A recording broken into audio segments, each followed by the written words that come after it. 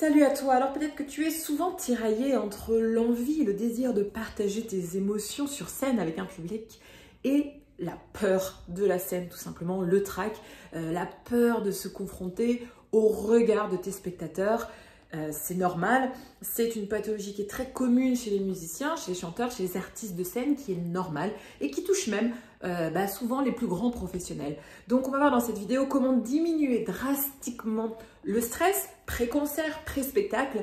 Je vais vous donner des techniques. C'est parti, on y va. Bienvenue sur cette chaîne qui s'appelle Je chante mieux et qui est le meilleur endroit pour trouver de l'inspiration sur le chant, sur la voix, le meilleur endroit pour chanter comme un professionnel et pour que tu puisses t'exprimer le mieux possible avec ta voix, pour que tu puisses faire passer tes émotions. Donc télécharge vite un kit de démarrage si tu veux commencer et abonne-toi à ma chaîne pour ne rien rater. Alors tu le sais, tu t'es préparé des mois et des mois pour affronter cette scène et le moment arrive et plus le moment arrive, plus tu te mets à la redouter, à redouter ce moment, à redouter la scène, à avoir peur, à ne plus avoir confiance en toi.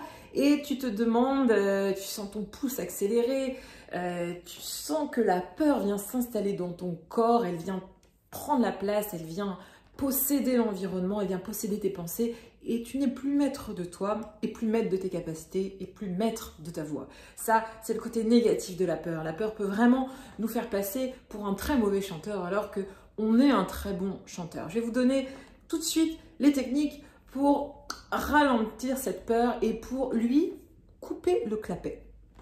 La première technique, c'est bien sûr la respiration diaphragmatique. C'est pas que je suis obsédée, c'est que cette respiration diaphragmatique, en montant et en descendant, en fonction de l'inspiration et de l'expiration, comme je l'explique souvent, fait une sorte de massage cardiaque. Quand elle remonte, lorsqu'on expire, elle remonte, le diaphragme remonte auprès du cœur, qui le masse gentiment avant de redescendre.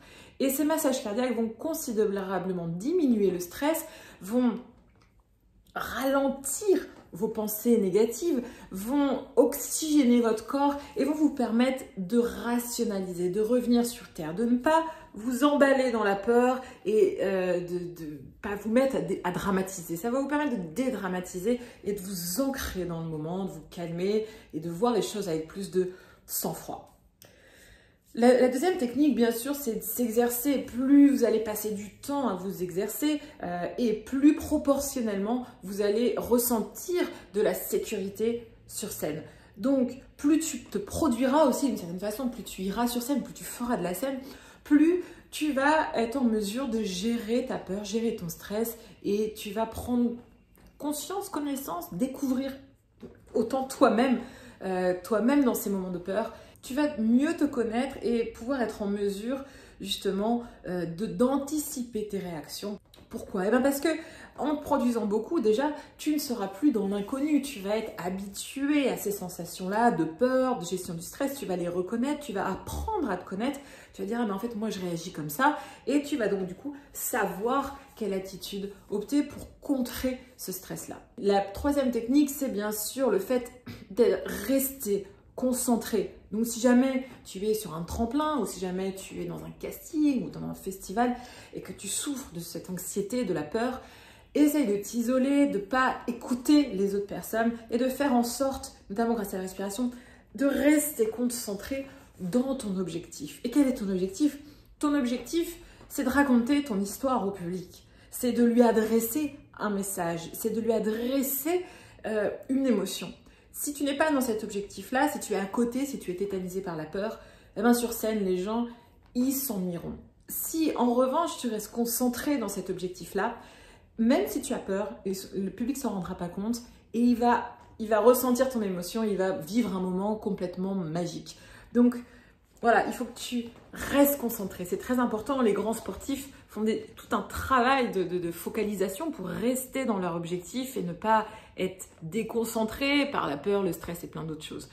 Il faut que tu puisses rester dans l'instant. Il faut que tu puisses rester dans la musique. Et pour cela, tu ne dois pas être dispersé. Tu dois rester bien concentré. Tu dois chercher à contenir ton énergie, à pas la gâcher, à pas la disperser, à la gérer, à la conserver.